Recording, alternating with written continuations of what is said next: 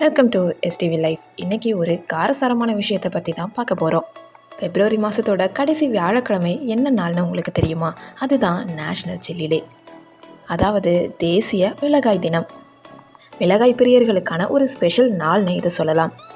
இதை பற்றின சுவாரஸ்யமான தகவலை இனிமேல் நம்ம வீடியோவில் பார்க்கலாம் வாங்க. அதுக்கு முன்னாடி நம்மளோட சேனலை ஃபர்ஸ்ட் டைம் விசிட் பண்ணிங்கன்னா என்னோடய வீடியோக்கு மறக்காமல் லைக் பண்ணி சப்ஸ்கிரைப் பண்ணிக்கோங்க. வாங்க வீடியோக்குள்ளே போகலாம். மிளகாய்ன்றது முதல்ல மெக்சிகோவில் தான் கண்டுபிடிக்கப்பட்டுச்சு. ஆனால் இன்றைக்கி நம்ம ஊர் சமையலில் மிளகாய் இல்லாத ஒரு நாளும் கடந்து போக முடியாது இல்லையா? மிளகாயில் இருக்கக்கூடிய கேப்சசைன்கிற பொருள் தான் அந்த ஒரு காரத்தையே கொடுக்குது. அதை தொடர்ந்து மிளகாய் சாப்பிட்றதுனால காரம் மட்டும் கிடையாது, நிறைய நன்மைகளுமே இருக்குது. இன்னும் சொல்லப்போனால் ஆரஞ்சு பழத்தில் இருக்கக்கூடிய விட்டமின் சியை விட மிளகாயில் அதிகமாக விட்டமின் சி இருக்குது. அது மட்டும் இல்லாமல் நம்ம உடம்போட மெட்டபாலிசத்தை அதிகப்படுத்தி எடை குறைக்கிறதுக்குமே உதவுது.